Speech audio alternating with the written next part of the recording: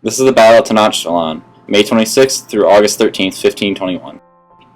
This is an Aztec jaguar warrior wielding an obsidian-spiked club.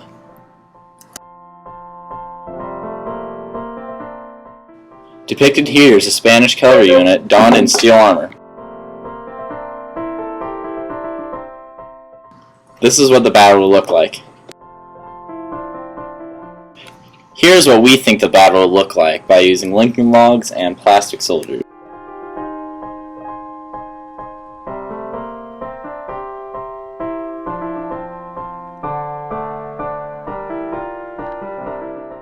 Here we use stop motion to show what the Spaniards will look like as they invade Aztec soil.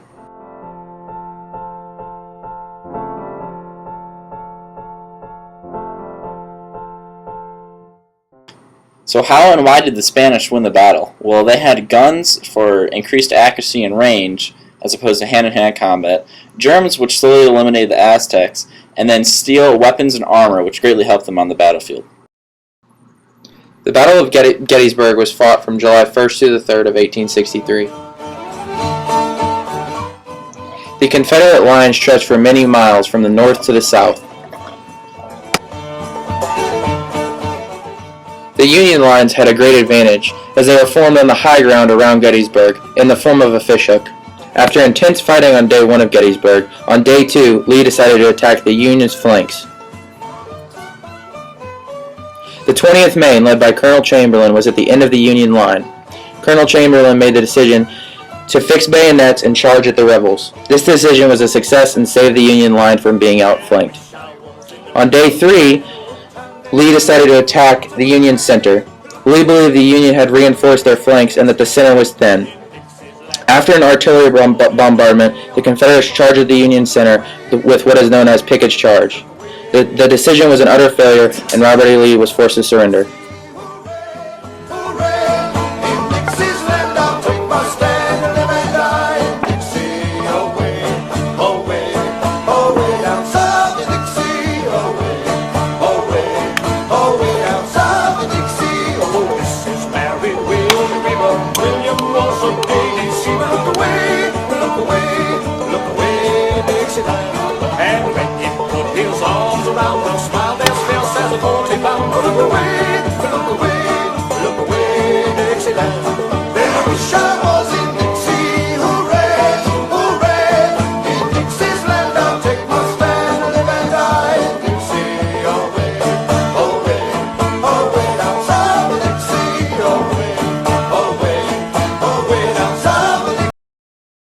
Battle of the Bulge, December 16th of 1944 to January 25th of 1945. The battle began with a large blitzkrieg attack by the Germans. The German Luftwaffe was able to take control of the sky and generally harass the ground troops of the Allies.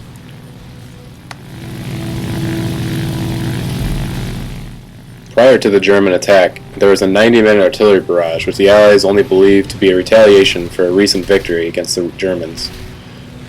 Combined with a heavy snowstorm that also grounded the Allies' far superior air force, the Germans were able to take advantage of this.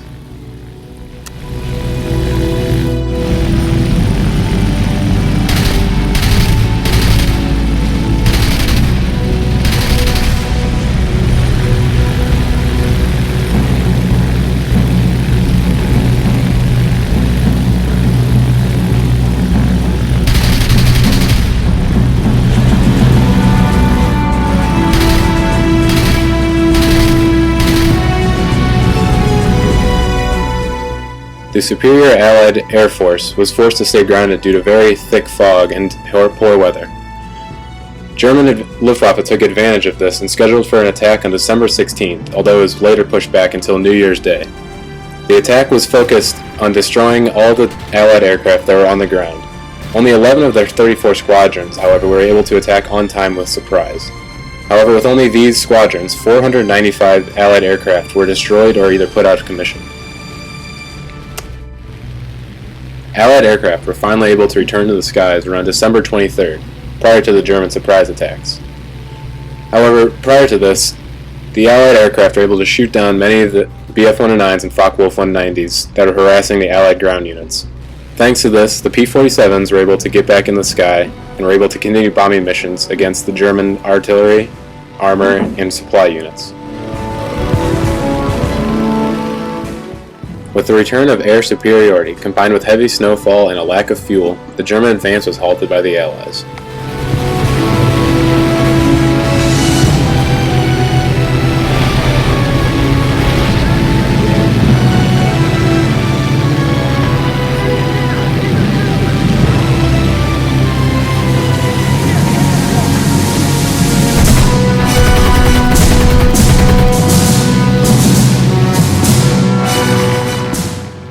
With air superiority back in the hands of the Allies, the P-47s were able to return to the skies and continue harassing the German troops, armor, and supply lines, lessening the tension on the Allied ground forces. With the help of the P-47s, the Allies were able to stop the German attack just short of the Meuse River, stopping the Germans for the last time, as this was the final major German offensive of the war.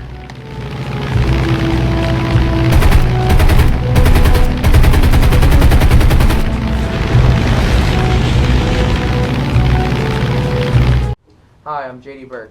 I'm Andrew Boston. And I'm Spencer Dorlac. Today we'll be talking about how to win a battle, and more importantly, how to win a war. First, we'll start with JD.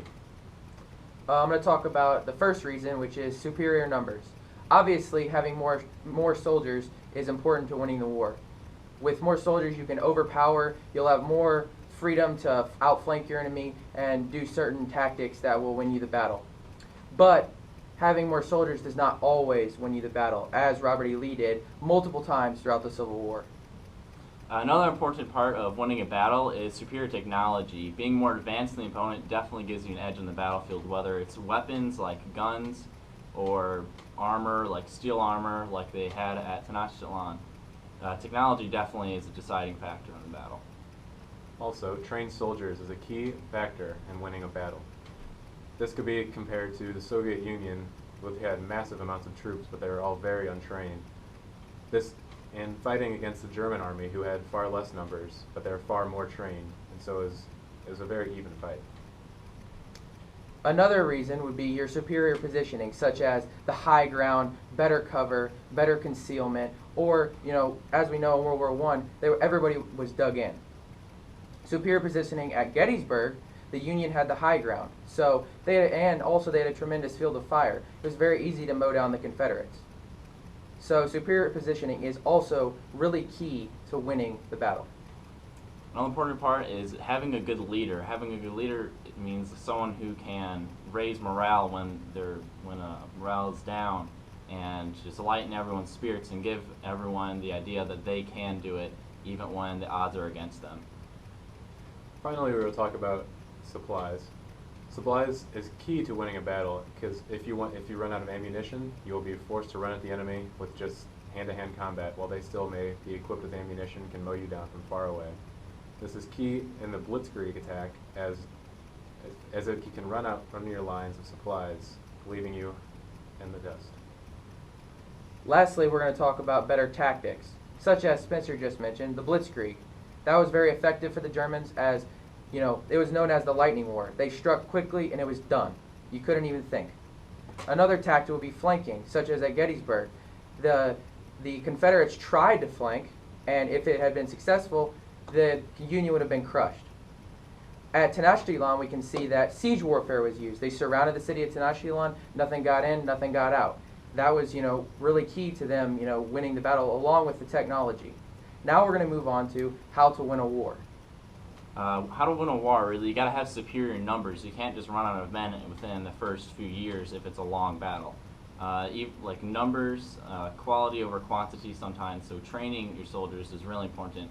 But if you run out of them quickly, you're done. There's no one else to fight for you. Also, superior technology is key to win a war. The Germans in World War II had some of the best technology for their tanks, although it did mean slower production and it took much more materials to build them.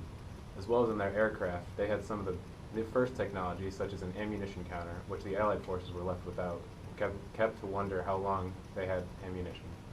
Many of these different topics and ways to win a war will apply to not just the battle but also the war. So you're going to hear a lot of the same things, but on a broader scale, like we mentioned, superior numbers, but that also goes along with well-trained soldiers. So you can see that's in with the battle, but also with the war, because overall, well-trained soldiers, you may lose the battle, but overall in the war, the army with the better trained soldiers is going to win. The Union Army had more well-trained soldiers. The Confederates were just, farmers. Tenochtitlan. They were just, villagers. They had very primitive technology. The Spanish came in with guns and just destroyed them. They were trained conquistadors. So let's move on to the next topic. Another important part that overlaps is the leaders. You got to have someone who's dedicated to a good cause, who can inspire their troops and their people back at home who are helping manufacture goods and warfare technologies. You got to really have a strong base, and that's where the leader comes in. Again, we go back to supply lines as how to win a war, as well as how to win a battle. Without supplies, an army is left in the dark. The Blitzkrieg attack would be nothing without supply lines. We can see from, I have a little statistic here, from the Civil War, it's an obvious thing for the supply lines. The Union, their manufacturing had to be, facilitated by the supply line. So their railroad had 22,000 miles of railroad. The Confederates only had 9,000, and the Union Army was destroying their railroad. The Confederates, all they had was the cotton. That's all they had. Cotton was king. So that's what really killed them. I believe one of those Their numbers lack of was, supply was lines. even the North, they had 97% of gun production compared to 3% in the South. Is that right? That is correct. That's that wasn't good. That's, But next we'll move on to the motivation. Obviously, the biggest thing for the Confederates in the Civil War, and also in any battle, but for the Confederates, that was their thing, was they had Southern pride and their belief of states' rights, slavery, but they focused on their Southern pride. That's what really kept them in the war. That's the only thing they had. Obviously, they didn't have supply lines. Obviously, they didn't have the manufacturing. So their motivation was all they had. Also, that's what the North lacked before the Battle of Gettysburg and Vicksburg.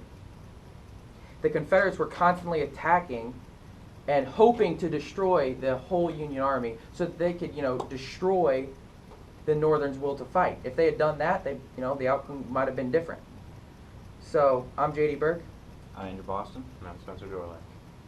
Stay classy, Vianney.